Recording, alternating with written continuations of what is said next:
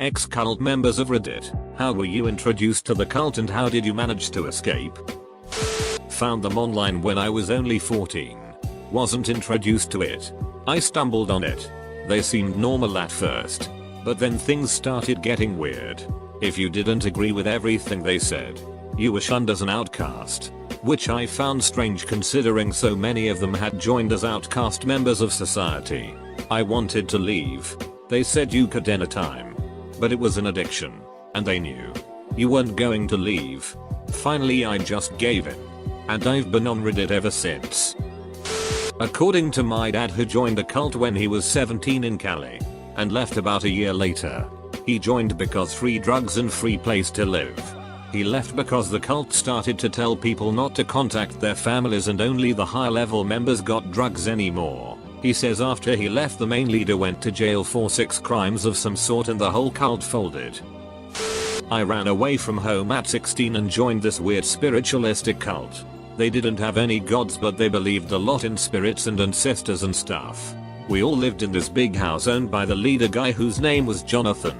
Jonathan had a special kind of connection to the spirit world or whatever. They were all super good people. They took me in. Gave me food and clothes and stuff. One of the guys gave me a job in his company. They had a lot of rituals and stuff we all did. With a huge emphasis on community and common good and honoring the dead. It wasn't a bad thing, so does that make it not a cult? I don't know, they did require a lot of dedication to the group and stuff. I believe 5% of income had to go to the cult. To help Jonathan with rent and so they could all buy food and it. I lived with them for a few years. They got me through high school and without them I never would have gone to college. Which is the reason I left and where I am not. Edit, I meant where I am now. I grew up in the family radio cult. What they are mostly remembered for is their 2011 prediction of the end of the world and rapture. Spoiler, the world didn't end. I was a young adult and able to leave in the chaotic aftermath without too much of a fight from my parents. I'm doing okay. Many people are not. Some are still making more predictions. I do want to take a second and say that 90% of the people in the group were kind people who really didn't want the world to end. But were just so brainwashed that they really believed it. Some of the nicest, most giving people just got sucked in, chewed up, and swallowed in the abysses that was. From birth. Literally walked away without a penny at 21. When you leave a cult you not only lose your home, family, financial stability, but you lose your lifelong identity, your only known community, and you lose the ability to be sure of anything anymore. Well, I was born into a family that were Jehovah's Witnesses. Now, whether they are a cult or not is debatable. But I for one do believe that it is one. The moment where I realized that I had to leave was when I brought my friend over one day. My mom scolded me for bringing them over and told me that everyone was out to ruin my life if they weren't in the same religion as us. They would talk about how they are horrible and corrupt people. That we needed to cleanse them. I took a look at my friend and I couldn't see that. All I saw was love and kindness. I knew that these views were corrupt themselves. And then I started to talk to my brother who also shared the same thoughts. We both brought it up with our parents and the elders of our church. And none of them could give us any answers about anything.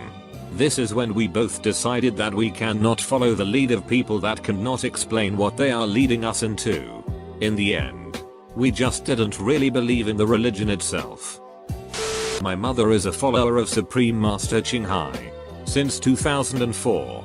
Google her. Really weird when it first started. Tried to force my dad and the whole family to eat vegan and wasted tons of money on useless merchandise. Like an $800 portrait of the master. Aside from that and the condescension toward us non-believers. No real culty threats like you'd typically hear. Edit, $. Bill y'all. I realized my family was in a cult when I was 10 and we had a burn party for the television. As it exploded, people chanted, "Die. Satan. Die." On mobile, so I'm sure I'm way late to the game, but here's my story. I literally walked into the Church of Scientology. I moved to Clearwater as a minor, made some friends and walked into, without anyone present with me, into what I thought was a museum. Being brought up without any religion, although both my parents were raised conservative Muslims, I grabbed onto the ideology of you are what you make of yourself. Long story short, 5 years later, while working for a Scientology-owned company while still exploring whether I wanted to join or not, I got held hostage, literally, for 3 hours because I wouldn't accept their philosophy on a small incident and left the workforce only to have a beer bottle broken over my head by my LTR lifelong Scientologist boyfriend and have the cops, who were Scientologists, arrive at the house to determine there was nothing to escalate to a domestic violence report, and then later on, 2 days later, flee the house with my dogs and I what little I could with the time I had for my own safety. So yeah, that's my life in the cult. Some people are cool. Most people are brainwashed. TL. Duck Scientology. I've covered this when I first got on Reddit, but my parents joined a cult in West Texas when I was about 8-9 after searching for the truth their whole adult lives. Long story short, it wasn't that crazy at first. I like to use the frog in boiling water analogy. If it was that battered insane when they first started going, they wouldn't have stayed. It became a doomsday cult. Multiple marriage. All the girls were married up by old elders, leaving nothing for us young dudes, so naturally, we rebelled. My escape wasn't as harrowing as some others, but my leaving did set up me saving my 15-year-old sister, under cover of darkness, abducting her from my dad's house and transporting her to my mom in LA. From marrying an elder who already had 4 wives and about 10 kids, who was later arrested for molesting his stepdaughter. It's been a wild ride, guys. This is my friend's story. He joined because he was homeless and they promised to get him clean and sober. He left because he got clean and sober. He took what he needed and faked the rest. There were others there out of desperation. He connected with a few of them. Their philosophy was eat the meat and spit out the bones. I'm still clean and sober. I had 3 years in January. My sister was involved with a cult for a little while. She never joined. She was too smart for that. But she was friends with a few of them. But of course, that's how they get you. Eventually, like a year or so after she started hanging out with them, they basically forced her to make a choice: join the church or get lost. They worded it differently, of course, about how they just wanted her to be saved and all that nonsense. Obviously they're just trying to prey on people with few friends and low self-esteem, making them scared to lose the only friends they have and tricking them into joining. My sister got the duck out of there and never contacted those people again. Smart gal. Finally, something I can share. I don't know if a lot of people have heard of William Branham, but he was friends with Jim Jones of Johnstown Massacre fame.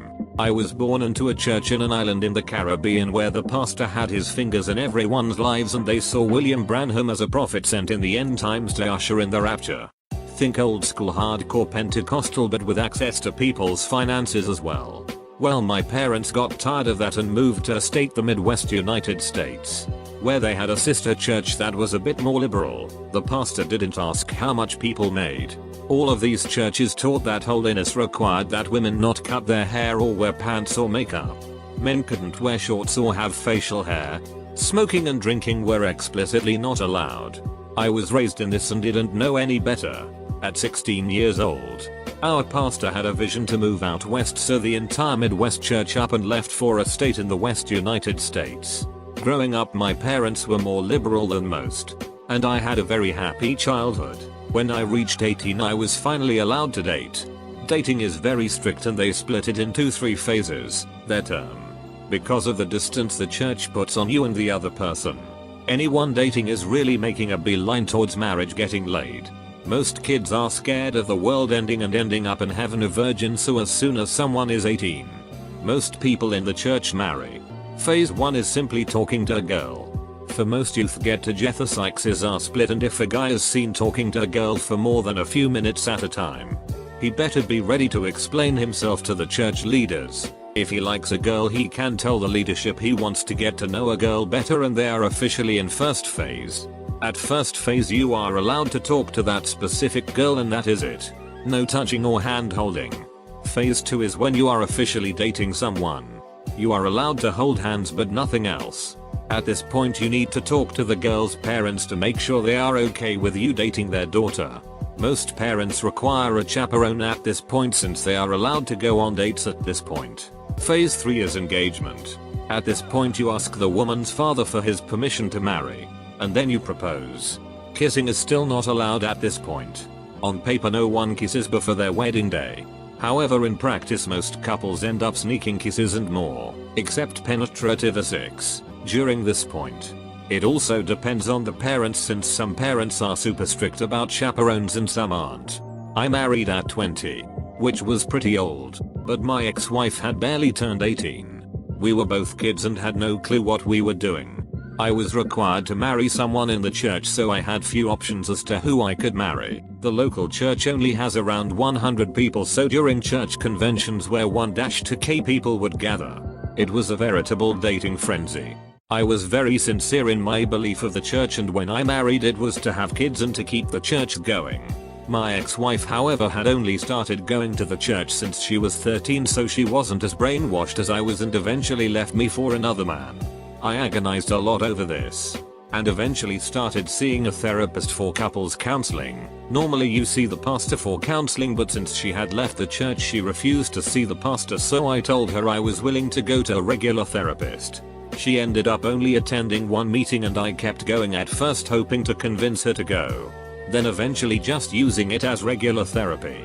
The therapist convinced me to follow my passion for Latin dancing. Dancing was strictly not allowed in the church unless it was in the spirit, which meant you basically marched to music. Dancing taught me to treat women as equals and taught me confidence. Before I was never allowed to touch or hug women I wasn't related to, but during dancing I learned that touching is natural and normal. I eventually left the church at 25 years old and had my first drink. The church basically teaches you that one drink will get you drunk, so imagine my disappointment at my first margarita. I became a flight attendant and married another flight attendant. She has been amazing and has opened my eyes so much. I had to learn to make love again as missionary was pretty much the only thing I knew. We also just started a cannabis-based business. If you guys want to know more, maybe I'll do an AMA. I was raised a Jehovah's Witness, so I was brainwashed from infancy that this was the true religion. If you want an idea of what the cult was like, think of 1984. No. Seriously. That's not an exaggeration. The cult had no crimes, doublespeak, and a worshipful attitude of the governing body, head honchos of the cult, and anything they said was automatically right unless it was thought to be wrong later on by the same governing body. Any disagreement meant re-education in the ministry of love, or shunning, which meant complete avoidance by everyone still in the cult from you, including family members who were still in.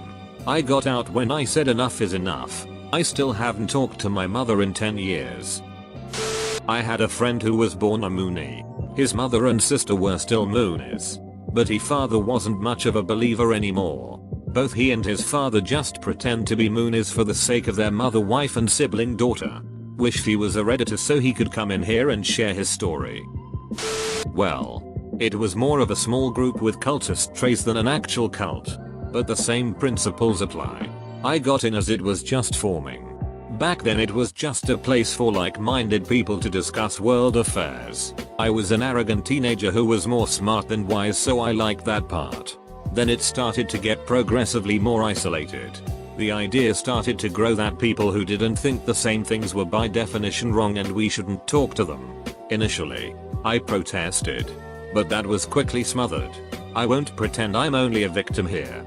I made my choices and they were stupid. But it is hard to understand the effect of that isolation if you've never experienced it yourself. It can be similar to an emotionally abusive relationship where your partner gets progressively more controlling and possessive, and when you look back, you think, how could I possibly have let this all happen? Then they wanted everyone to change themselves, to develop themselves and get rid of irrational thought behavior patterns. I bought into this at first, thinking I was growing to be a better person, a more positive influence on the world. Again, isolation and a good dose of the young arrogance of a clever but not intelligent person. I like to think I've grown a bit in that respect since the end of my cult life. Then I started to feel like I was losing myself, losing the idea of who I was. This was of course written off as being an irrational thought I needed to get rid of. I started to resist the constant changing more and more. They tried quarantining me with my then boyfriend, who was also part of the whole thing, because I was starting to rub off my rebellion on my best friend, who got caught up later when she was in a very vulnerable place in her life. That was probably the darkest period I've ever lived through, and I'm glad that I did live through it at some point. The only reason I wanted to stay alive was because I couldn't bring that heartbreak upon my mother, who I was hardly allowed to see, her being a non-believer. Of course, because I knew she wouldn't understand, would never get closure, and I just couldn't do that to her. I had bad panic attacks. I had recurring nightmares where I was trying to run away from someone, but it felt like I was running through thick syrup. I held myself catatonic whenever my then boyfriend was trying to make me change again. I didn't know what to do, because I'd internalized their moral standards. Leaving their group seemed like the worst thing in the world to me, but I also couldn't keep doing what they told me to do. I was so stuck and lost. Eventually, they figured out I wasn't going to be a productive group member anymore, so they kicked me out. Came home from my IT customer service student job one day. My boyfriend sat me down and broke up with me. I cried my eyes out. He left to go stay with friends. Next morning, I woke up, and I felt so ducking free. Life felt so much brighter and better and more enjoyable. I finally didn't have to live up to their standards anymore. I loved it. Later, when the emotional aftermath started hitting me, I realized I'd still internalized their moral standards. I'd just accepted that I was a bad person. It's been 2 years now since I got kicked out. I'm still dealing with it often, but getting better. I'm learning to look at it as a valuable lesson now, but I'm not kidding myself. It was horrible. It was it. It scarred me in a way that'll never be gone. I'm just going to have to turn those scars into a strength. Edit, because I know we all love a happy ending. By the way, about a year and change after I got kicked out, I saw my best friend was no longer Facebook friends with the cult people. I'd been wanting to contact her for a long time, but I was chicken and I didn't want to deal with the possible heartbreak of her telling me I was evil and that she didn't want anything to do with me. So when I saw she was probably not in contact with those people anymore, I was so ducking happy. I sent her a message.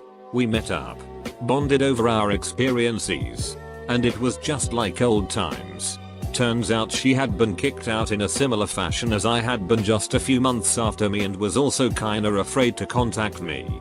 I'm still so ducking happy to have my friend back. I inherited a Subaru and it broke down 5 years later. I was born Mormon. I asked questions for years and got nothing but mental gymnastics. Example. I asked about Joseph Smith's 37 wives, 1 or 2 of whom were younger than 15. Polygamy happened because there were more women than men, and we needed more Mormon babies. So Joseph Smith was having sex with 15-year-old girls, and he sent men on missions to marry their wives? Oh. No. God only told him to put polygamy in place in order to take more women to heaven, because temple marriages required etc. etc. Anyway, after being fed up with the bullet, I decided to take research into my own hands. This meant reading what is referred to as anti-Mormon literature, which is expressly forbidden. Almost anything that puts the church in a negative light falls under this category. Just knowing this, without reading this, started to make me wonder, if there is one true religion, why would they be scared of anything that smears their name? Factual or not, if the church had maybe embraced some of their past mistakes instead of covering them up or creating poor excuses to justify them, maybe I wouldn't have left. But then again, probably not. After reading a lot of historical evidence, things kind of just fell into place. It really just made much more sense. Joseph Smith was a horny con artist that made a religion to gain money, power, and women. And it simply went too far. Every question I had was explained. After years of faking it and going through the motions, I moved out of small town Idaho when I turned 18, and I was done. They still tried to contact me and invite me to meetings until I had enough and had to send in a request to remove my records. Basically meaning my ordinances and covenants are null. That step was hard on my parents. IDK if they just thought I was going through some phase or something. But I had made it clear I wanted no part of their church. They didn't really think I was committed until then. In my opinion. The thing that makes me the most sad is that I know my siblings are sitting in Sunday school every week, receiving lessons saying I am evil and incapable of happiness because I am an apostate. I heard it when I was a kid and I know they do. I hate that the people I used to be friends with and the families that helped raise me as friends will smear my name to my own brothers and sisters. But such is life. I will never tell them the things that led me away from Mormonism. Their path is their own. But I hope they can find the truth themselves.